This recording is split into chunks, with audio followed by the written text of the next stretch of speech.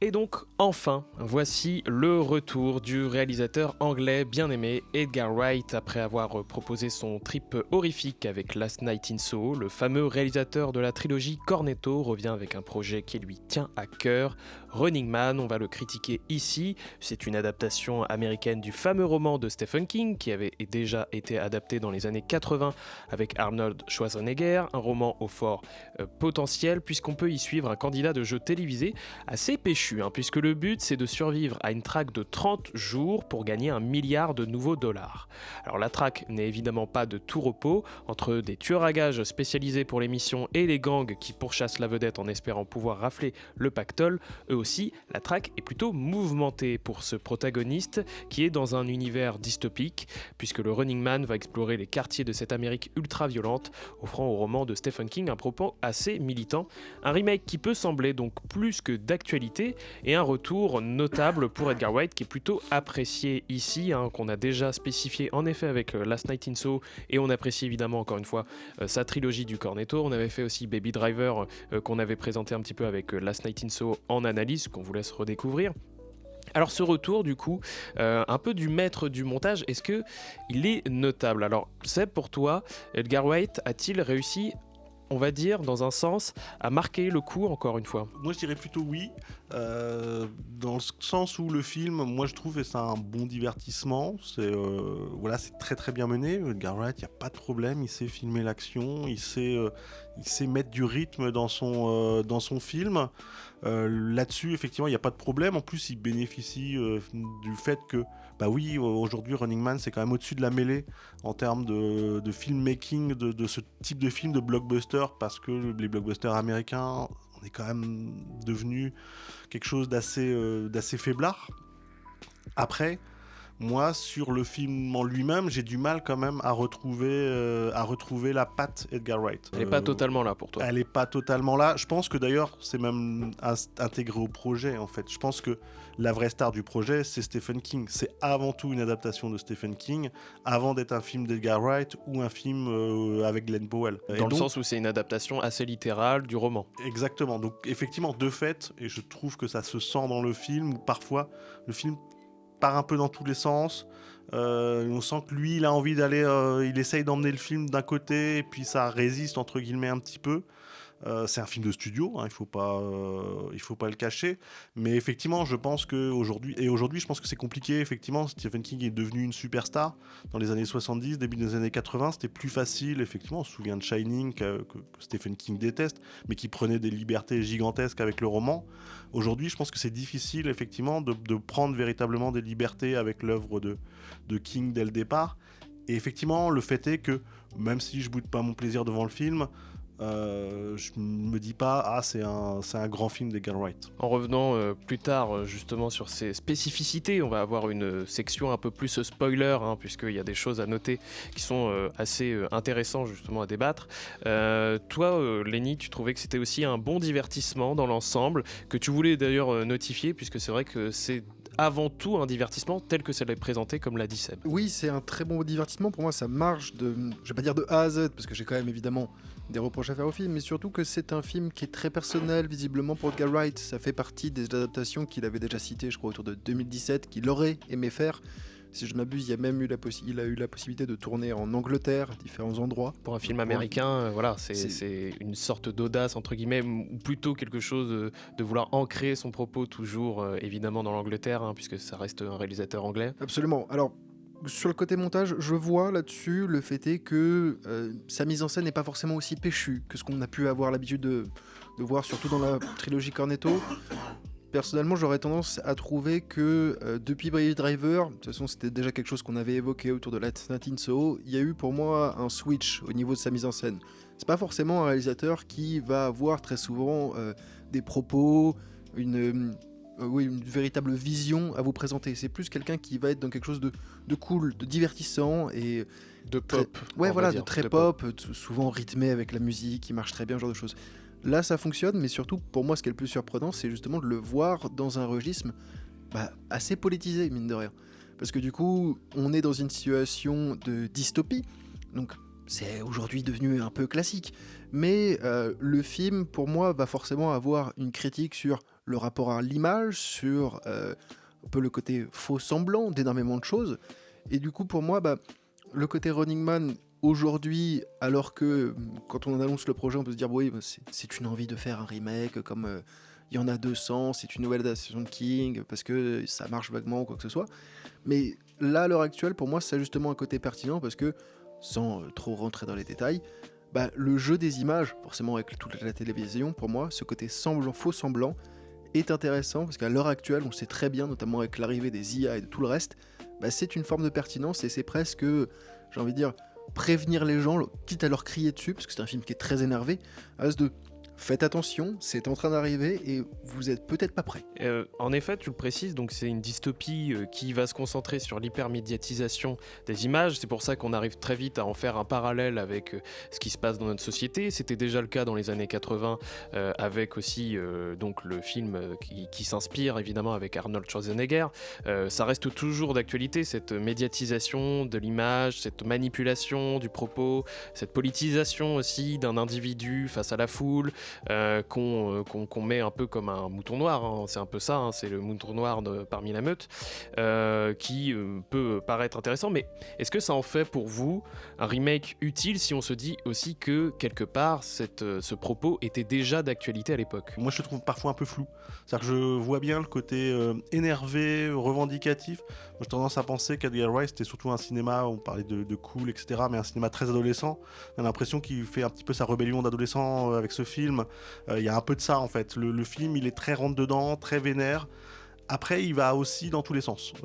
Effectivement, y compris d'un point de vue de narration, on passe effectivement d'un côté, on pense qu'on va effectivement que le personnage principal va basculer avec une forme de résistance ou d'opposants altermondialistes, etc. Alors oui, un petit peu, mais ensuite non. On pense que effectivement, ça va être un truc sur le fait de se fondre dans la masse avec le départ où il commence à beaucoup se maquiller, se changer, se déguiser. À jouer d'autres personnages. Et puis en fait, non. Et effectivement, j'avoue que je sais pas exactement ce que veut dire véritablement Edgar Wright en fait. Je sais pas si j'ai du mal à... Et on va parler de la fin à un moment donné, mais moi je trouve la fin très... en fait, je sais pas si elle est maladroite ou follement intelligente, mais moi, par rapport à une rétrospective, on va dire du film qu'on peut avoir par rapport à cette fin. En fait, j'ai l'impression qu'il y a plusieurs fins. Oui. Donc, je sais pas si c'est une façon d'ouvrir la porte et finalement de ménager la chèvre et le chou et de se dire faut plaire à tout le monde. Faut plaire à tout le monde et il y a une partie qui est imposée par le studio parce qu'il faut un happy ending, etc. Ou si c'est une façon effectivement d'intégrer jusque dans la fin l'idée d'un doute sur la viabilité du récit, parce qu'effectivement tout le récit est d'une certaine manière piloté par le personnage notamment de Josh Brolin à l'aide de deepfake, de manipulation, d'effets spéciaux, etc. Donc en gros, effectivement, est-ce que ce qu'on a vu c'est que du... J'ai l'impression qu'effectivement, il y a presque un côté, la fin, c'est le studio ou Big Data ou la grande corporation, peu importe comment on l'appelle, mais qui reprend la main. Personnellement, moi, il y a un élément qui n'est pas par rapport à la fin là-dessus, sur lequel j'ai peut-être une vision qui est peut-être pas forcément la bonne, hein, mais sur le côté très adolescent, personnellement, j'ai l'impression que véritablement, on peut faire un parallèle, entre guillemets, entre tout simplement Edgar Wright et le personnage principal, dans le sens où il a eu véritablement ce côté de... Il s'est fait avoir par les studios. C'est pas une nouvelle, c'est pas quelque chose qu'on sort de nulle part. Je veux dire, il y a eu tout un processus de création qu'il a eu, même de tournage, si je ne m'abuse, du film Ant-Man, premier du nom, avec Disney. Sauf que, visiblement, les studios lui ont fait à l'envers. Et on sait qu'à cette période-là, c'est quelque chose qu'il a visiblement très très mal vécu. Son film, après, a été refilé à un autre réalisateur qui a retourné du coup des séquences pour avoir le bon nom dessus. Mais je pense que ce côté de la grande corporation qui va vous la mettre à l'envers, peu importe ce que vous faites ou quoi que ce soit, pour moi c'est quelque chose justement dans lequel il se retrouve. Alors certes, de fait, je vois ce que tu veux dire sur le côté adolescent, sur le côté peut-être un peu maladroit, malgré tout, c'est quand même un film qui reste un blockbuster, on peut se le dire, je sais pas de combien est le budget. Il est plus de 100 millions, ça c'est ce qu'on avait vu. Voilà, donc ça reste encore une fois un blockbuster. Mais c'est quand même, encore une fois, assez courageux. Je crois que c'est déjà quelque chose qu'on avait évoqué forcément avec d'autres films, parce que c'est forcément le côté très politisé en ce moment. Mais d'avoir un film qui nous propose une telle opposition. Certes, évidemment, c'était déjà dans le bouquin, c'est le côté remake, quoi que ce soit, mais quelque chose qui soit autant véhément envers une société actuelle. Envers les médias qui pourraient représenter une sorte d'Amérique trumpiste, entre guillemets, puisque bon, Trump est avant tout une image, on va dire, il utilise d'abord l'image. Et d'ailleurs, en plus, référence à l'IA et au deepfake qu'il utilise beaucoup.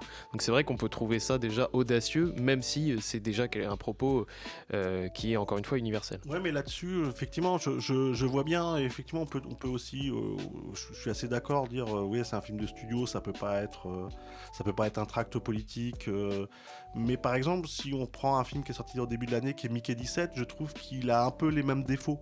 C'est-à-dire, effectivement, on sent qu'on a pris un auteur, ça devient, on peut se demander si c'est pas une formule d'ailleurs, bon, plutôt une formule qui marche pas, parce que les deux films ont été plutôt des échecs, mais effectivement, de prendre un auteur, un discours politique qu'on va un petit peu tempérer ou qu'on va rendre un peu moins lisible.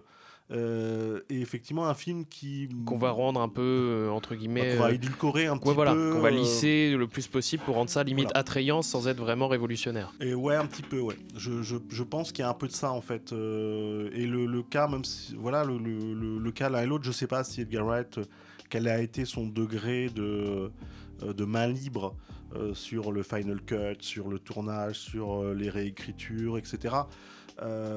Comme on ne sait pas exactement Bong Joon-ho, il dit finalement j'ai fait ce que j'ai vu, ce que j'ai voulu, et en fait il semblerait que peut-être pas tant que ça. Pas tant que ça, oui. Mais effectivement, je pense qu'il y a un truc par là, un parallèle à faire sur ce truc-là, effectivement, sur ces films et sur ces scénarios presque, qui se veulent comme ça assez revendicatifs, assez politiques, assez rentre-dedans, et qui finalement qu'on fait passer plus facilement parce que c'est des auteurs qui sont derrière, et finalement on se rend compte que ça passe moyennement quand même. Et pour finir un petit peu sur ce film, il faut le noter aussi, ça a été très mis en avant par rapport à la communication. C'est Glenn Powell qui avait déjà fait des blockbusters auparavant. Il avait fait Top Gun Maverick et Twister. Et là, donc, il a été un peu starifié, on va dire, par le studio et par le film.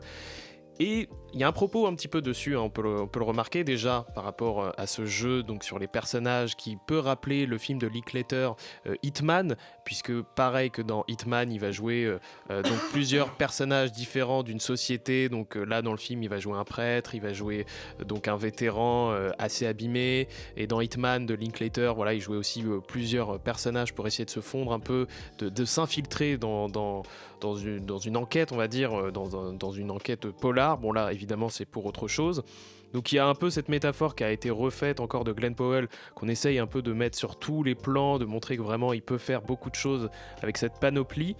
Pareil, Glenn Powell dans le film, on le voit, il va se confronter à du Schwarzenegger, il va se confronter à des fois on a des références à du Rambo, on a des références à du Bruce Willis. On sent vraiment qu'on veut le comparer à tous ces stars d'action qu'on a eu dans les années 80-90. Est-ce que là, ça fonctionne avec Glenn Powell pour vous? Est-ce que ça peut être une nouvelle star de film d'action? Alors, une nouvelle star de film d'action, je sais pas, parce que pour l'instant, effectivement, ces films sont pas des gros succès. Sur le Running Man, j'ai envie de dire oui et non. Moi, je crois pas du tout à Glenn Powell, col bleu, du fin fond de la banlieue, de je sais plus quelle ville où il est. Par contre, effectivement, ce côté hyper passe-partout, où on peut y coller presque n'importe quel personnage, moi j'y crois plutôt en fait. Une fois qu'on a passé ça, ce truc de dire oui en fait c'est le pauvre ouvrier qui s'est fait mettre dehors, etc. Effectivement il est trop beau, trop propre, trop en bonne santé pour que ça passe. Mais par rapport au décor qu'il a, par rapport à l'appartement sale, par rapport à la situation familiale qu'il a. Ouais, c'est ça. Mais par contre, effectivement, à partir du moment globalement où le jeu commence, moi, Glenn Powell, je trouve plutôt, je trouve plutôt convaincant et plutôt efficace. Dans les trucs. Ouais. Et Lenny? Perso, moi, ce qui me convainc le plus, c'est vraiment les moments purement énervés.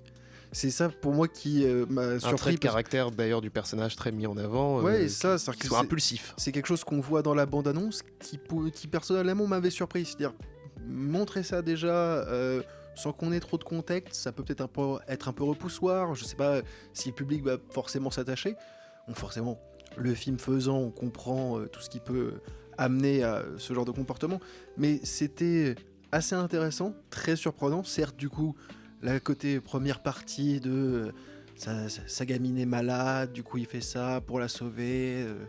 C'est sur les bateau, violons. mais c'est parce qu'on veut rentrer directement dans le film. Mais voilà, c'est-à-dire que c'est un élément pour moi qui est presque de surface, mais le film aura tendance à dissimuler. Alors, il va les réutiliser plus tard, mais le côté bon gars, le côté il essayait juste d'aider des amis. C'était quoi? Il s'était fait blacklister parce que je crois qu'il avait aidé. Des collègues. Il a aidé des collègues, il a dénoncé certaines pratiques pour protéger ses collègues et c'est lui qui a mangé pour les autres. C'est ça, et du coup, Et j'ai aussi, au début du film, on apprend qu'il a un peu fricoté avec un syndicat, Voilà, avec qu'il un fallait syndicat. pas. avec un syndicat, c'était ça que je voulais évoquer parce que forcément le côté cinéma, mine de rien, le syndicat c'est un peu important. Hein. Oui. On se doute que dans les prochaines années, avec Pas que, comme on l'a vu aussi dans le jeu vidéo, c'est vraiment, encore une fois, même dans les entreprises en général américaines, c'est toujours limite le point noir dans les entreprises, quoi. c'est une force de frappe, mine de rien, qui est très importante.